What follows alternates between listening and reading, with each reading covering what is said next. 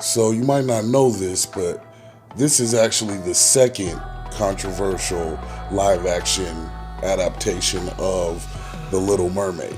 However, the first one had a little bit too much Ghost Rider in it for Disney's liking. But we gonna go into that in the next trap recap.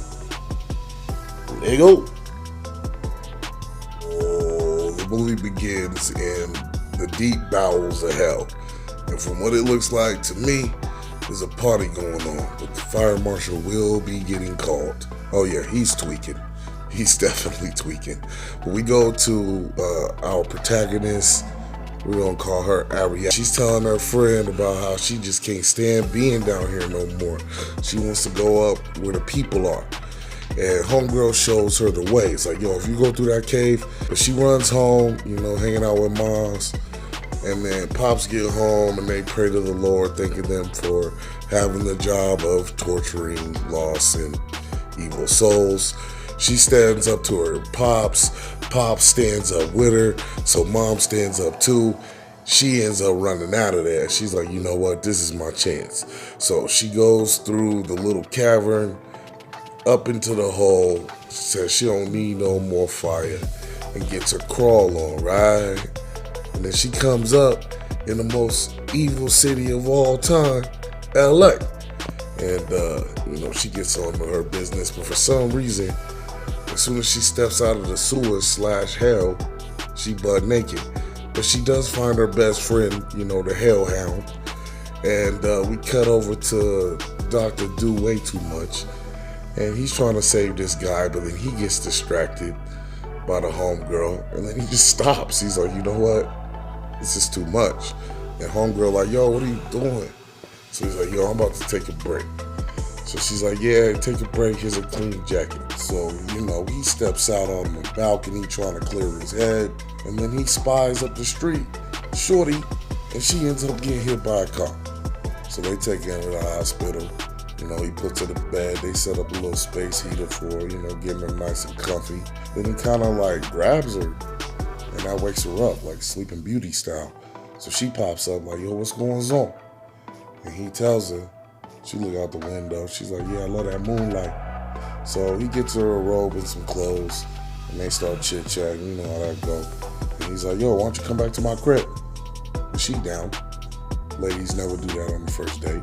We go, she finds Hellhound. He finds her, and, Dr. Simpy takes both of them in, to his clean doctor apartment. I think this thing's a TV, like prehistoric days. And she's entranced by it. She's loving it. So they sit down and they're watching the news. It's all about the crazy stuff going on. And she says, yo, this city needs a hero. And he's like, oh, you silly girl, I gotta go. So she steps out, with Hellhound. She hitting the block, while the block is hot. And nothing's really going down at first until she running these two dudes accosting this one chick. So she gives them the deadly eyes, the evil eyes. So she pulls out her hell spear and chucks it at homeboy like it's the Olympics. He's like, oh! And then his homeboy's like, hey, shorty, my bad, I'm a God-fearing man, I'm just out here trying to help people. And she takes him out too, and then feeds both of them to her hellhound. Jake show up, our 12 dude, they trying to figure out what it means, but they find the lab coat from the hospital.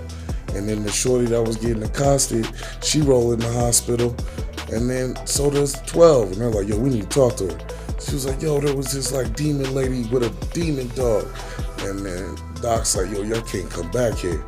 So then he goes home, and Ariel set him up a nice little romantic dinner, and they're just chilling. And he's telling them about what happened at work. And she's like, sounds like those guys got what they deserve. She also likes to be an author, so she's writing her little story.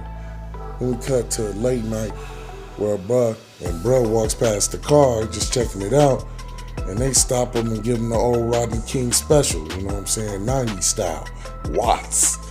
And then Ariel sees him and is like, yo, by the power of Bath Mortar, y'all better chill. The cop's like, yo, you better mind your business. And then next thing you know, the devil dog takes both of them out. And she looks up at bruh and is like, go about your business. and then grabs his whole liver out of the body. And that's even too much for Tyrone. He's like, yo, I'm out. So back at the doc's house, she got her a whole new outfit, right? And she's like, yo, you like ye? It's time to go out. So they end up going to the cinema, you know what I mean? Checking out the flick. But the cops is there too. But she know they there. And she talks them right back. And then when the movie's over, they get in a taxi.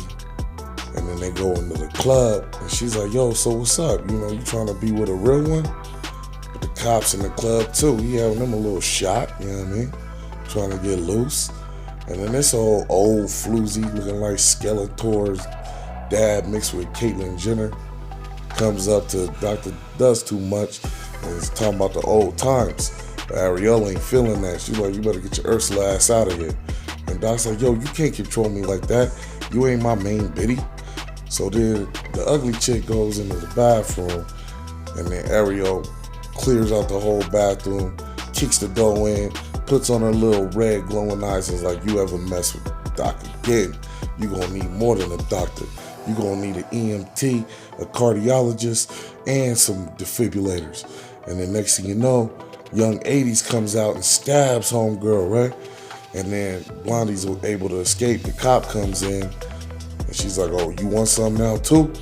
So then she does what she does best. Gives him the hail nails and puts a curse on him and then tells him he better stay away or he's gonna need a getaway plan.